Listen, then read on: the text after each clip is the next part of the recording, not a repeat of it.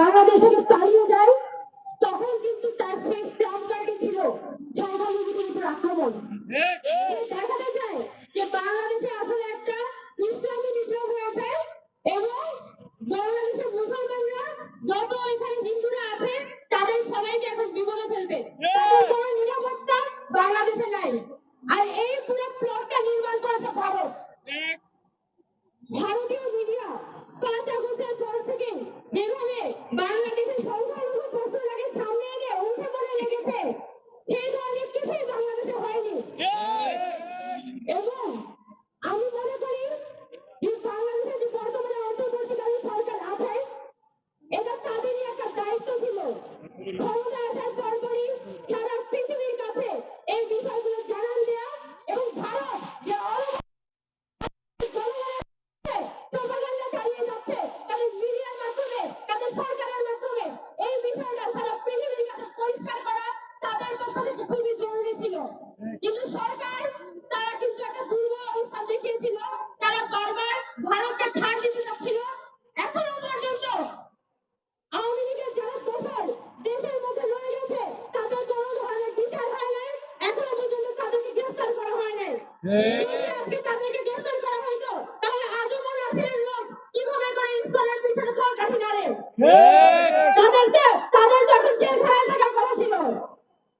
এই জায়গা সরকারের এই জায়গাগুলোতে গুরুত্ব দিতে হবে। আমি বাংলাদেশে কিন্তু সংখ্যালঘু প্রশ্ন অত্যন্ত সেন্সিটিভ একটা কোশ্চেন এবং এটাকে কেন্দ্র করে কিন্তু আওয়ামী লীগ খেলতে চায়। সে হয়তো আওয়ামী লীগ ক্ষমতায় নাই, কিন্তু তার এই সংখ্যালঘু কাজ সে আজীবন খেলে যাবে। আমাদের রাজনীতিতে আমাদের সবসময় এই ধরনের করতে হবে যাতে কোনোভাবে ভারত বা আওয়ামী লীগ এই সংখ্যালঘু প্রশ্ন নিয়ে রাজনীতি করতে না পারে। এই জায়গা থেকে গতকালকে যে হামলাটি হয়েছিল, গতকালকে যেভাবে করে ইসরায়েলের পক্ষ থেকে এখানে গায়ের পরে এখানে হামলা করা হয়, গায়ের পরে এখানে ঝগড়া লাগানোর মতো কিছু থাকে না, ব্রাহ্মণ হয়ে মানে ঘরের ভিতরে গিয়ে ঝগড়া করা। বাংলাদেশের মানুষ ইনহেরেন্টলি আমরা শান্তিপ্রিয় মানুষ,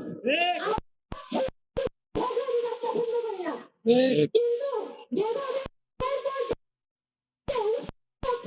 এখানে মানে এখানে ইতিমধ্যে সংখ্যালঘু এখানে চেষ্টা করা হচ্ছে। এই মানুষ বাংলাদেশের মানুষ এই তত্ত্ব খায় না। এবং সেটারই প্রমাণ যখন ভারতের পক্ষ থেকে আওয়ামী লীগের পক্ষ থেকে চেষ্টা করা হচ্ছিল এখানে মানুষকে উৎসে দিতে ওই সময় সাধারণ মানুষ বলে যাচ্ছে আমরা ঐক্য চাই, আমরা কোনো সহিংসতা চাই না। আমাদের শহীদ সাইফুল ইসলাম ভাই গতকাল রাতে তার ছেলের লাশের সামনে বলেছে যে আমরা সাম্প্রদায়িক সম্প্রীতি চাই। কত বড় মন আমাদের দেশের মানুষের! সেইটা যদি ভারত রিয়েলাইজ না করে, তারা মনে করে যে বারবার আমাদের অভ্যন্তরীণ যে রাজনীতি সেটাকে তার ঘিরার মধ্যে তারা কলকাঠি নাড়াতে পারবে, তাহলে তারা ভুল করছে। বাংলাদেশের সবাই যে ভারত আসলে কি, বাংলাদেশের সকল বাংলাদেশের অভ্যন্তরীণ রাজনীতি আছে পিসফুল পলিটিক্স, এটা ভারতের জন্য তার হিন্দুত্ববাদী রাজনীতির জন্য একটা থ্রেট। ভারত চায় বাংলাদেশের মধ্যে একটা প্রকৃত ইসলামী বিপ্লব দেখাইতে, যে ইসলামী বিপ্লবের মাধ্যমে যে ভারতে তার হিন্দুত্ববাদী এজেন্ডা বাস্তবায়ন করবে।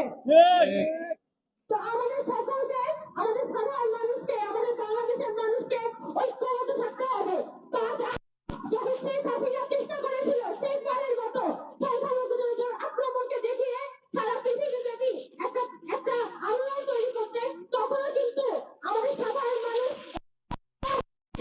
আমাদের যে ভাই বোনরা তাদের পাড়াগুলো পাহারা দিয়েছে। এটাই বোঝায় যে আমাদের সাধারণ মানুষ আর সেই তরুণদের পলিটিক্সে ফিরবে